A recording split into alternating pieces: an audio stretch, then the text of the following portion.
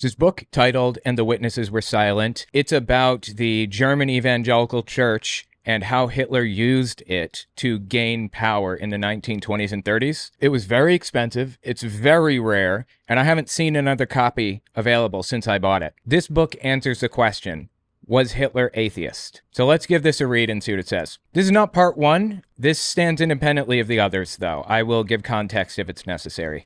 This is chapter 4. Gutachten and Synodal Resolutions. I apologize for my pronunciation. I do my best. At the 24th of August Provincial Synod in Berlin, the opposition group led by Berlin pastor Gerhard Jacobi was unable to prevent the adoption of the state Aryan guidelines for church officials. It's relying a little bit on the idea that you've seen at least some of this before, but at this moment in history, the evangelical church, it was like a federation of churches, 28 different districts, and they were different denominations, but extremely similar. And they all had like an overarching president or whatever that created rules for them. And at this moment, they're meeting in a synod, an assembly is what that means. They're meeting in an assembly to basically codify a new rule. The rule was called the Aryan Paragraph, or the Aryan Guidelines that they're referencing here. And it was taken right out of Nazi Germany law, and it basically said Jews or non-Aryans who have converted to Christianity are not allowed to be ministers at all. There's a lot of outrage because people say, if you come to Jesus, it doesn't matter what race you are. That was kind of the conflict between their beliefs and the new rules. So they convene a synod on August 24th, 1933, I believe. And there's an opposition group led by Berlin pastor Gerhard Jacobi. Berlin pastor Gerhard Jacobi was unable to prevent the adoption of the state Aryan guidelines for church officials. Oh, no, I guess he was against Hitler. Interesting. This set the stage for the events of the Prussian General Synod. Prussia was another region in the area that kind of belonged to Germany. Previously, its own empire. I think it was a state at the time that this stuff was happening, a German state. Set the stage for the events of the Prussian General Synod, which convened in Berlin on 5th and 6th of September, 1933. After a tumultuous vote, this brown synod, quote-unquote, many of the delegates wore their brown SA uniforms, passed the law concerning the legal status of the clergy and civil servants in the church. The Aryan Paragraph is what that's called. Wow, interesting. So the paragraph was called Legal Status of the Clergy and Civil Servants in the Church. They mentioned the Brown Synod there. This is the only place I've ever heard mention of the Brown Synod. I looked it up, and I found another mention on Wikipedia that references this, and I found one other mention of it on some no-name website. That's it. But the SA is it was the official name for the brown shirts. And if you don't know the brown shirts, they were it was a roving group of like paramilitary, like the Proud Boys, basically, who supported Hitler and did whatever he needed. He didn't even ask them. They just roughed up his political opponents, stormed into like trade union meetings and things, whatever it took to get him elected, pretty much. So they call themselves the Brown Synod, the Brown Religious Assembly, because they had brown shirts, brown uniforms. They were full-blown Hitler supporters, is the point. So after a tumultuous vote, after a difficult vote, the Brown Synod passed the law, the Aryan Paragraph. This law excluded from church office every minister and civil servant of non-Aryan extraction, or who's married to a person of non-Aryan extraction. Non-Aryan extraction, quote-unquote, was defined according to the provisions of the Reich laws. So non-Aryan extraction was defined by the state. This is church and state melding right now. I haven't talked about it at length, about the problem with church and state melding, but I am opposed to church and state being connected to each other at all. And that's kind of come in conflict with the idea that the churches should have stood up and argued. But the real problem isn't that the churches didn't oppose Hitler. The real problem, in my mind, is twofold. One, they kept switching back and forth. They support him, they don't support him. They support church and state separation, they don't support church and state separation. If they'd picked a lane, things would have played out differently. If they had always been uninvolved in politics, things wouldn't have played out this way. If they'd been involved in politics and not changed selectively when it was convenient to them, things would have played out differently. That's number one. Number two, if it were me in these positions and I was the president of like the church federation, I would have never been involved in politics. They ran entire towns at the time, and I would have supported human rights. Not in a political sense. I just would have said everybody's a child of God. Everybody has the right to life and to blah, blah, blah, whatever.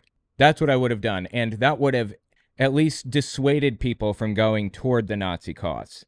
They couldn't be a member of my church and simultaneously believe that some people are inferior to others.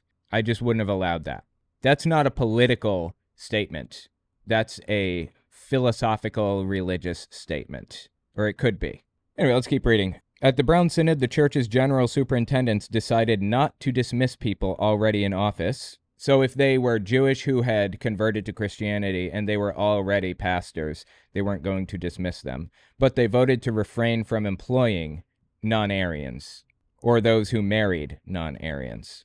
So if you have a kid, say you're Jewish, you get married to a woman, you two have a kid, and she's a Catholic or whatever. Say she's Lutheran, and you raise the kid Lutheran, she's Lutheran, and you convert to Lutheranism. Then that kid has a kid. Now your grandchild, right? That kid has a kid with another Lutheran all the way down the chain. That your kid and your kid's kid could not be involved in the church in any way, according to the Aryan paragraph, because you have a drop of Jewish blood in you, even if you're not Jewish. That's the issue here.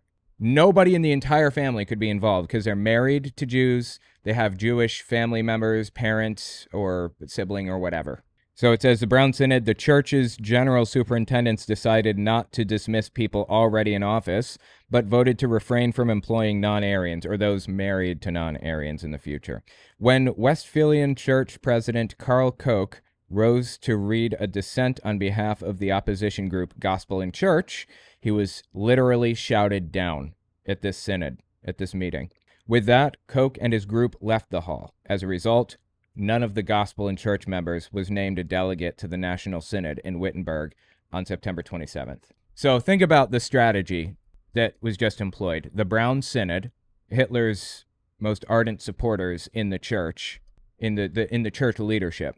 Anytime somebody even lightly opposed to Hitler's rules or to the Aryan paragraph or whatever, anytime they got up there to speak, they were shouted down. They were not allowed to voice their opinions because the Brown Synod wouldn't shut their mouths and let them talk. Do these strategies sound familiar at all? And since they can't speak, they feel humiliated, they feel ashamed, they feel like they've just, somebody punched them in the face. Hell, maybe people do punch them in the face because that happened a lot. Brown shirts punch people all the time in these situations. So they leave because they don't want anything to do with that. And they lose their right to get delegates put in on their behalf. Now, the only people that control it are Hitler supporters because of that. Truthfully, though, almost nobody supported Jews. Basically, 17 pastors out of 18,000. 17. Not 17,000, 17. One of whom was Dietrich Bonhoeffer. They supported Jews. 2,000 of the 18,000 or so supported allowing non-Aryan church members to be involved in ministry in some way, like being an organist or being a pastor or whatever. And the other 16,000 pastors, over 40 million people or so, were indifferent or in support of the Aryan paragraph in church law. The radical opposition, Bonhoeffer, Hermann Sass, and Martin Niemöller, could have become resigned and retreated into private exile. Instead, their struggle really began, although differences of opinion about strategy remained. Niemöller was the head of what's called the Confessing Church, and I've talked about this in the previous part, so I'm not going to go over it again, but the Confessing Church was opposed to the Aryan paragraph, not opposed to Hitler. A lot of them were actually in favor of Hitler. They were opposed to banning non-Aryans from having a part in ministry. And Niemöller was the head of it. Bonhoeffer was number 2. It mentions Martin Niemöller here. He voted for the Nazi Party in 1924, 1928, and 1933. So when this is playing out here, he had just voted for the Nazis 6 months earlier, this guy had.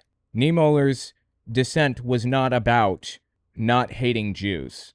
That's not what the confessing church was about at all. It was about the idea that if you, no matter who you are, you can come to Jesus and he'll accept you. Bonhoeffer viewed the Arian paragraph as a signal for a church schism. This conviction, shared by his friend Franz Hildebrandt, that the battle line should be drawn among the front marked by the Arian paragraph, won little support from the other dissents, led by Jacobi and Niemöller. This group asked, was such a stand worthwhile? Since the Reformation, Jewish or half-Jewish dissent had been established among 63 pastors in Germany. 63 pastors in Germany out of 18,000 were Jewish or half-Jewish.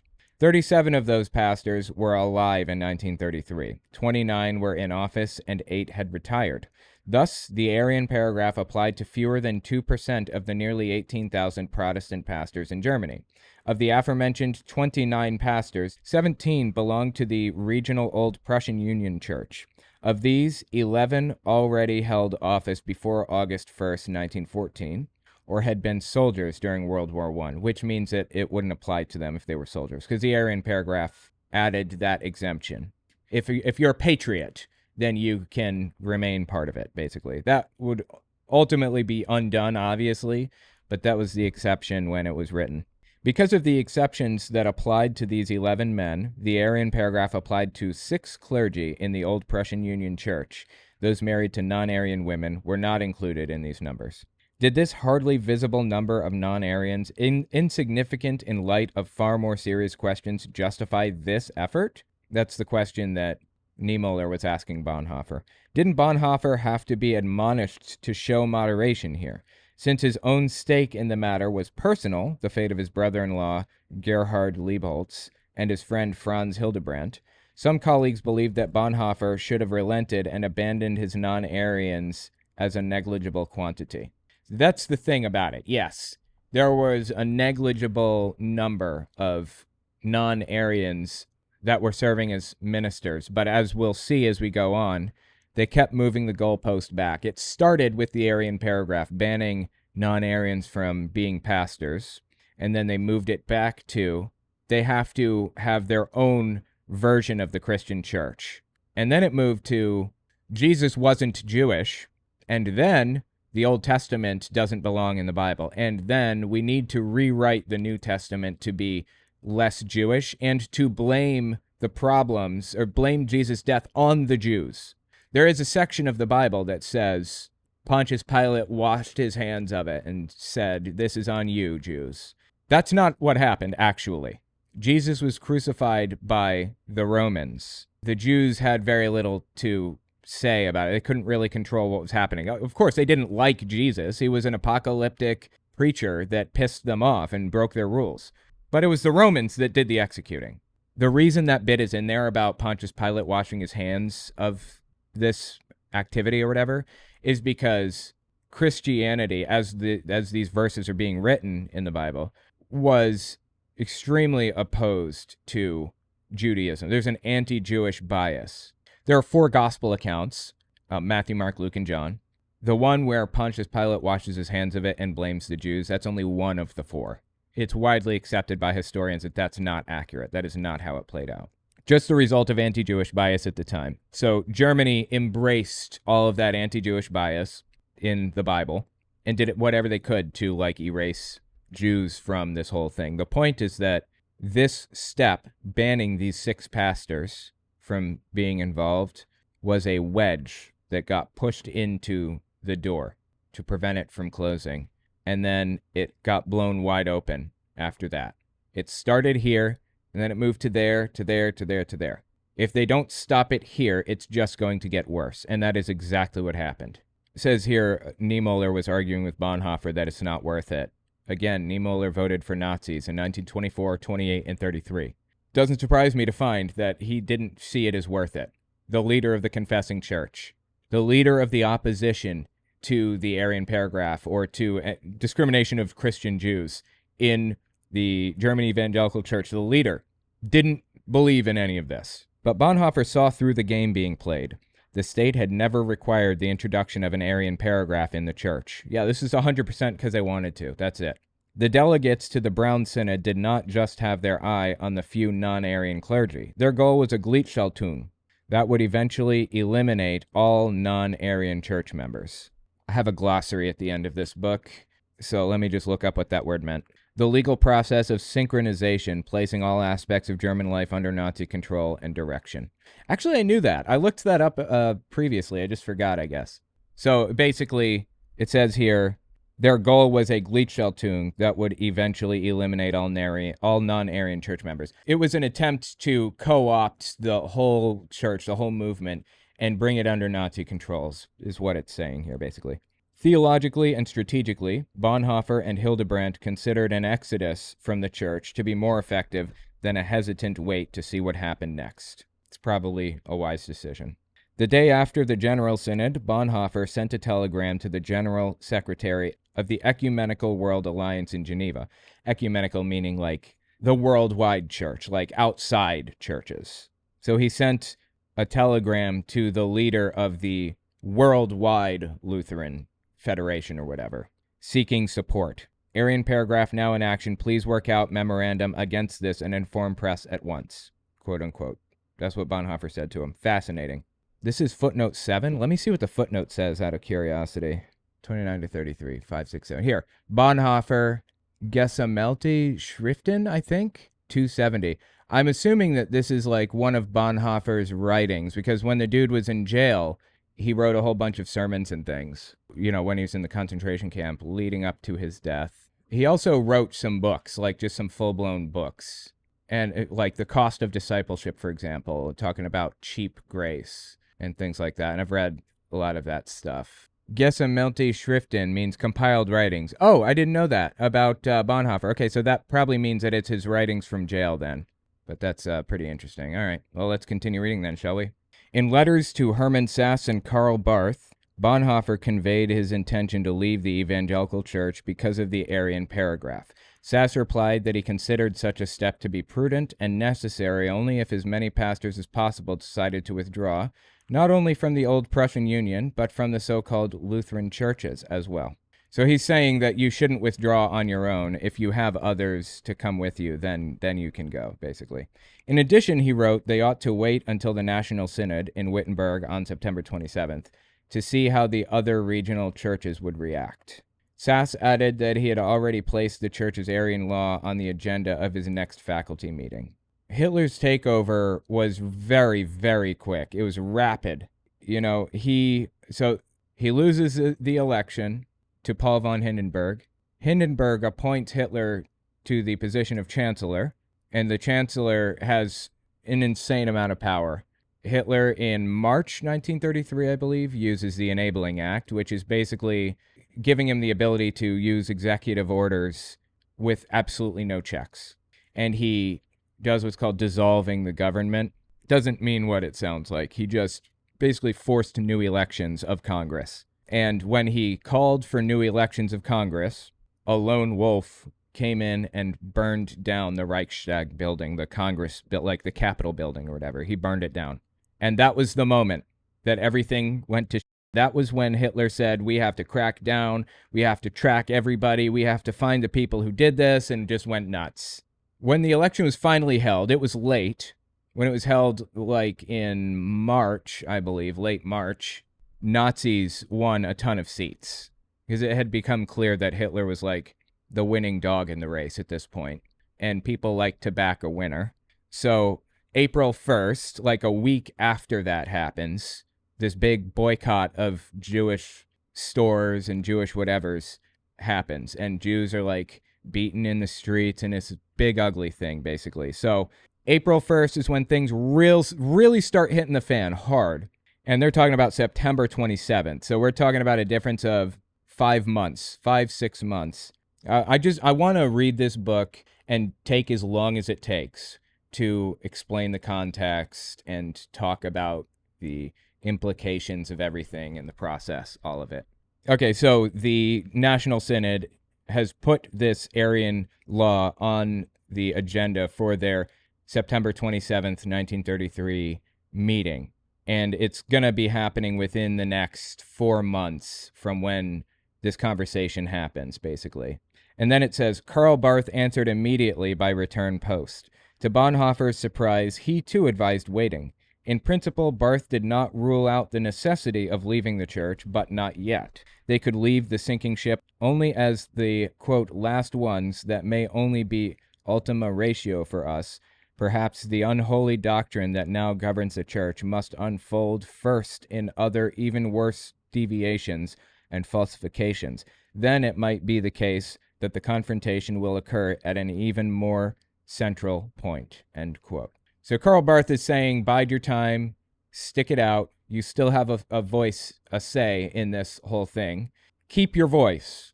Keep going to these meetings that you currently have access to. And don't play your hand yet. We want to see how it plays out. And he is basically saying there's not much that you can do to change this right now. It's clear that they are going to adopt, or they have adopted, the Aryan paragraph and more. It says, Karl Barth hardly lacked the courage to protest where it seemed necessary, but even he did not yet see the significance of the Aryan paragraph for non-Aryan Christians, and thereby for the church, the confessing church, and its great confessions that he helped formulate. Quote, it does not yet appear that they will go so far as to exclude non-Aryans from church membership, end quote, Barth wrote Bonhoeffer. They did eventually do that. It didn't even take that long. Again, this whole thing was very rapid, surprisingly. It's like, what are the chances that Donald Trump's going to stay in office, right? That's what we were thinking in 2020. Like, he's going to stay in office and refuse to allow the next guy to get in. Unlikely. It's just not going to happen. That's just not how our democracy works. No one's going to support that, right? That's probably what they were thinking at the time, but nothing happens until it does. You know, the Soviet Union was a juggernaut. It wasn't going to end until it did. I mentioned before, so I'm not going to go through the whole thing again, but the confessing church was a subset of the church that did not want the Aryan paragraph instituted, believed that Jews should be allowed to be involved in ministry if they converted to Christianity and got baptized. It, at its height, constituted about 2,000 pastors, eventually 700 of which would be arrested down the line, out of the 18,000 that there were total. The confessing church was so named because this denomination was one that believed in confessions that you had to memorize and repeat, like the Apostles' Creed, Nicene Creed.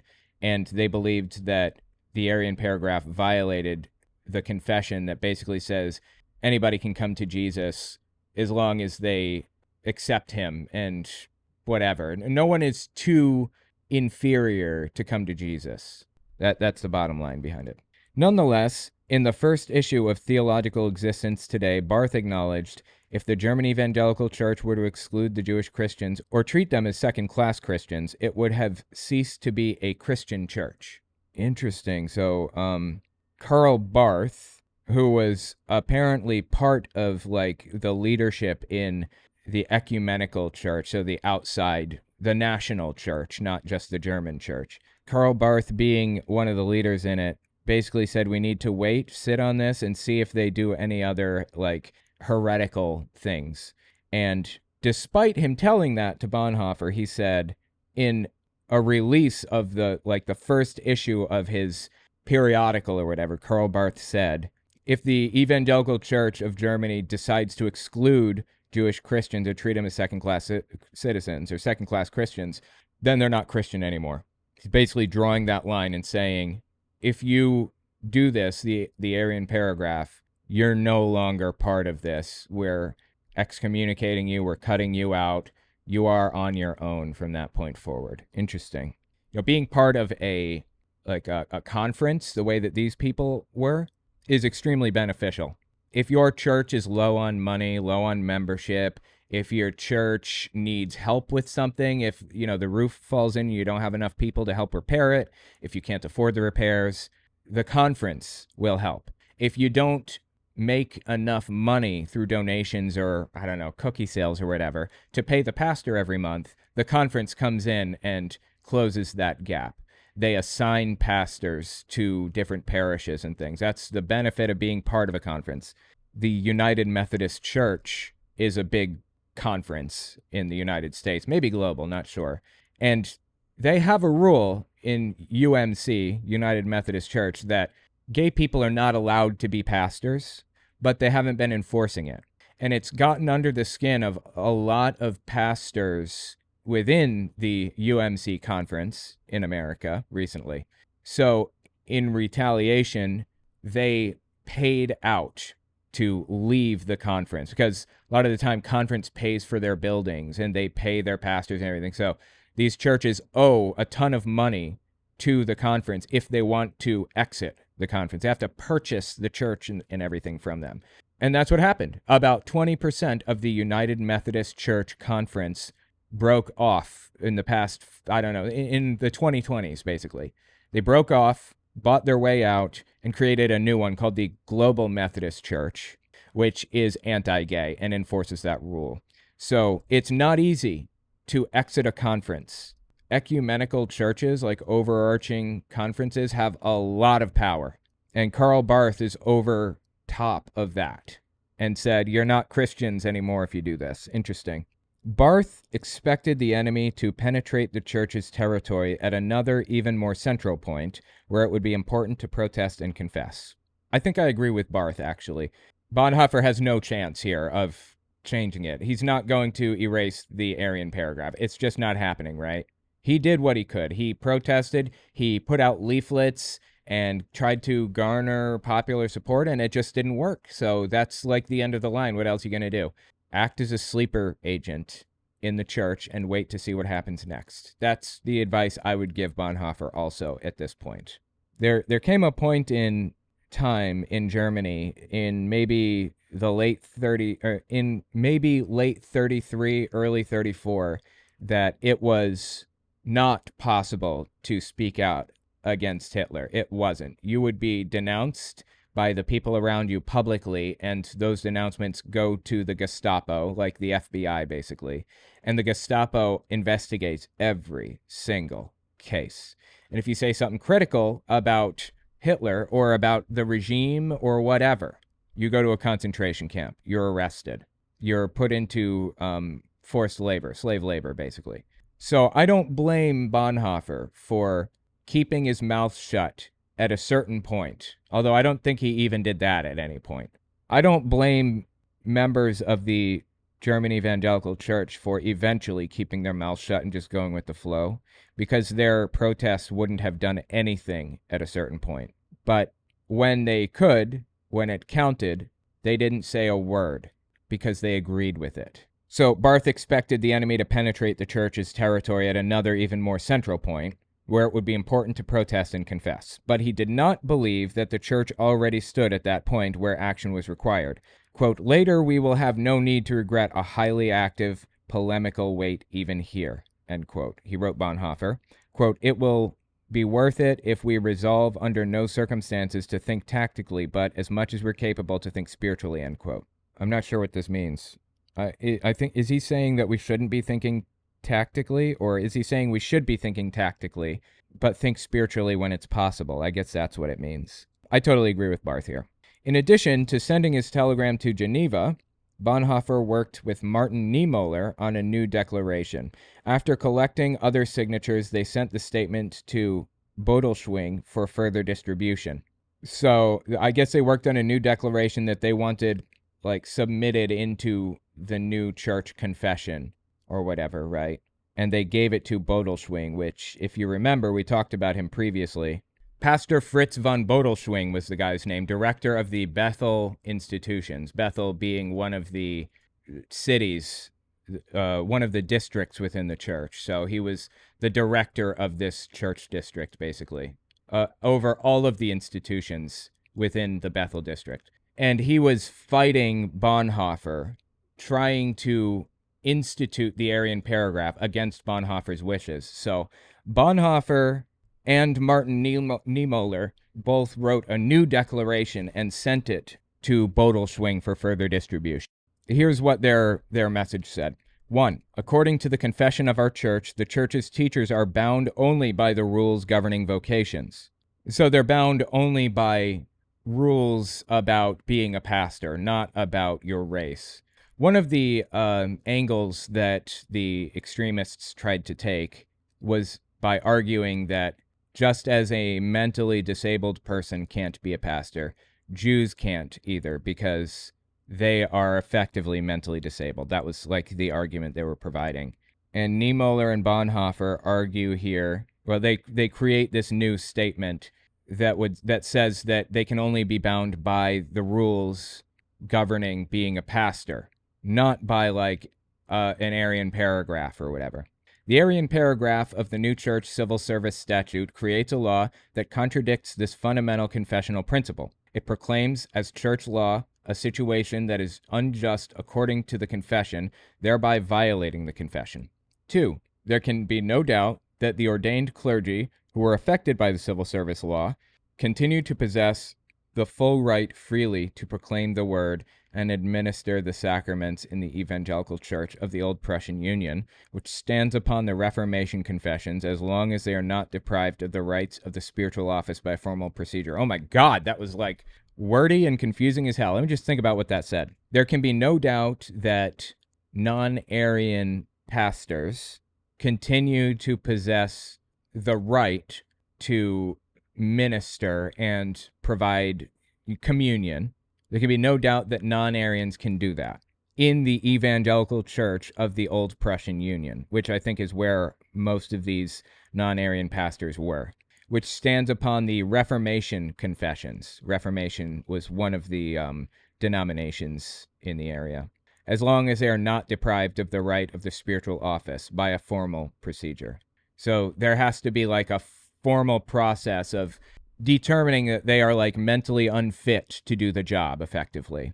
And until that happens, they should be allowed to continue doing the job, is what this is saying, I believe. And the mention there of the Reformation confessions. Reformation Church was like a Calvinist denomination. They were very similar to the Lutherans that were in the area, but they just basically they believed in predestination, that everybody was chosen to be a Christian or not be a Christian. Their whole life path was already laid out before them.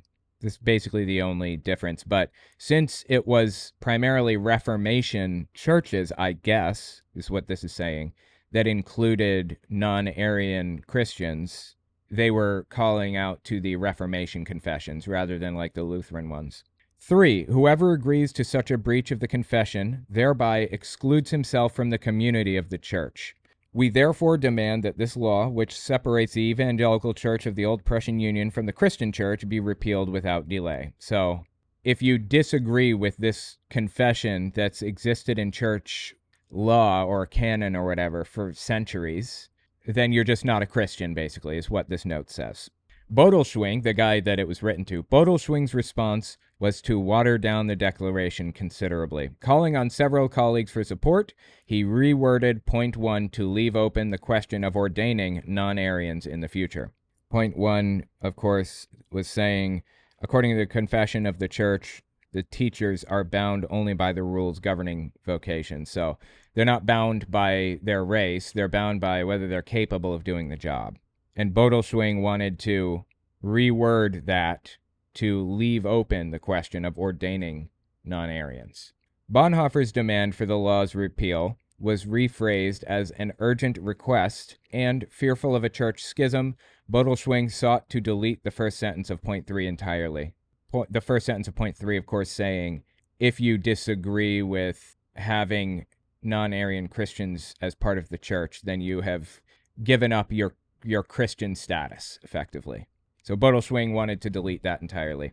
The Bonhoeffer-Niemöller Declaration paved the way for 2 further steps. On September 12th, Niemöller sent out the first Pastors Emergency League pledges, which paraphrased the 3 points of the declaration sent to Bodelschwing, and committed the signers to stand by those being persecuted. The Pastors Emergency League was kind of a grouping of confessing church members. It was like the predecessor to the confessing church before it existed, really. It was just like a group of pastors who all agreed that the Arian paragraph didn't belong. So Niemöller sent out the first pledges to the Pastors Emergency League, which paraphrased the 3 points of the declaration sent to Bodelschwing and committed the signers to stand by those being persecuted. Bonhoeffer's appeal to the German National Synod was written 2 weeks later. In it, he implored the National Synod to repeal regional churches' laws in conflict with the confession, in particular the Arian paragraph, without delay. Both declarations found widespread resonance. As Martin Niemöller wrote in a September 21st letter, the Young Reformation Movement's campaign had already obtained 1,300 signatures for the Emergency League's.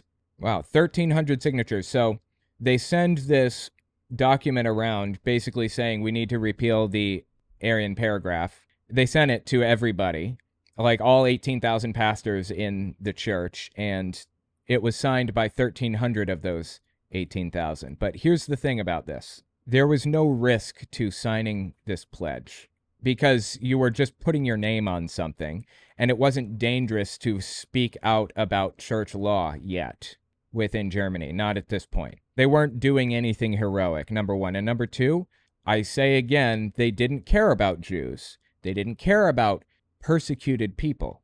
This was always only about Christians who had converted from Judaism or had some Jewish family member, like a wife or a husband or something. And what happens to them? Are they allowed to remain part of the church? That's it. So 1,300 people, signatures at this point on this. By September 27th, the 22 people from Berlin who signed Bonhoeffer's to the German National Synod had been joined by 2,000 supporters. All right.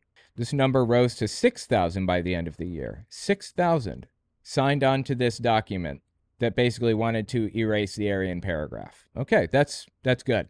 This astonishing gain in support for the group that soon became the Pastors' Emergency League was helped by the decisions of the September 6th General Synod.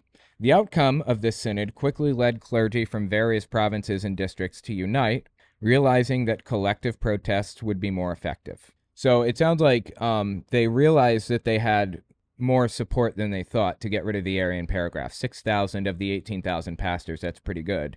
And that gave them the courage needed to collectively protest at the conference. On September 11th, 1933, the Rhineland Brotherhood responded, taking a position on questions of the present day, quote unquote. Rhineland was another kind of area, a district in Germany. It was a rural area, and it was technically like a DMZ, like a demilitarized area between Germany and some other states. Anyway, since they were like a DMZ, they weren't fully under Hitler's control or influence the way that the other German states were at this point. They were more free to speak their minds. And of course, being rural, they were more conservative. That's generally how it works. So they wrote a document called Position on Questions of the Present Day, and it said, quote, "From the perspective of our church's confession, the church civil service law," which is the Arian paragraph, "is intolerable in form and content. Gleichschaltung with state civil servants, exclusions of Jewish Christians." Remember, Gleichschaltung means synchronizing the church's rules with the Nazi values of the state. "We practice spiritual resistance, the non-violent resistance of the word and of love. A, through the protest of collective public confessions from the pulpit. B, through public advocacy on behalf of those affected. And C, through charitable aid for those affected." Okay.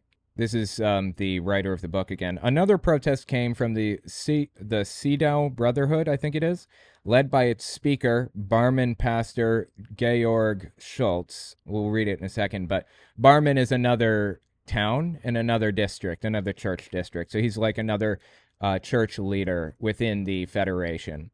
So here's what it says from Georg Schultz. I love that name, by the way. "The civil service law in the Arian paragraph did not stem from an ecclesiastical, but from a political spirit. This is confirmed by the exclusionary provisions of the law. This state of affairs also justifies fears that the interpretation and application of the law will be politically motivated, and its vague wording strengthens its anxiety. The Church certainly has the right to demand of its pastors their declaration of loyalty to the state in which it lives. We hereby give it. But, bound in conscience to God's word, which in the Church of the Gospel allows only evangelical standards for evaluating the holders of church offices, we must reject the present law." So it's saying the Church has no place to adopt state laws into their system. Since we live under this state government, we will follow the government's laws, but the government's laws have no place within our rules and expectations. If the government wants to ban Jews from being Christians, that's another issue. That's not what's happening. The church is banning Jews from being Christians. That's basically what he's saying. Interesting. The Arian paragraph violates the church's confession in that it sets arbitrary limits on the forgiving and renewing power of the divine word and of the Holy Spirit that calls us. So the Arian paragraph violates church rules by saying that the people who can come to Jesus and be saved is limited by their ethnicity. If the paragraph is applied to clergy already ordained, the significance of ordination is nullified for us all. In point of fact, the state does not require the Arian paragraph in the church, as the Reich Church Constitution and the Concordat with the Vatican demonstrate. Right? A Concordat is an agreement between the Catholic Church and some other group. Like it's like a treaty, basically, since the Vatican is technically like its own state or whatever. Anyway, the Catholic Church signed a Concordat, a treaty with Germany in early 1933, again, long before they had to. Like when this Arian paragraph is being adopted into the German Evangelical Church, the Catholic Church is signaling support for Hitler. And here were the stipulations of the Catholic Concordat. I don't think the book gets into this. I got this from a different source. Hitler was threatening Catholicism,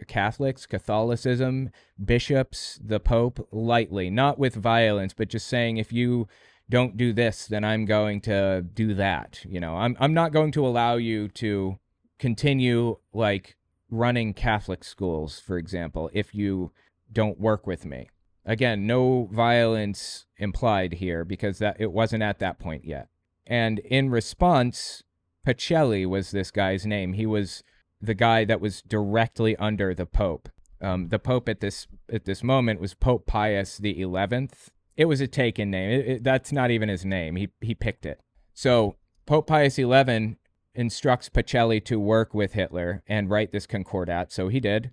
And the Concordat said, if Hitler agrees to allow Catholic churches to continue to operate, Catholic, Boy Scouts, the version of the Catholic Boy Scouts, Catholic sewing circles and everything else, if you allow our culture to continue to exist basically within your borders, then I will instruct all of our bishops and priests and everybody all the way up the line to swear fealty to you.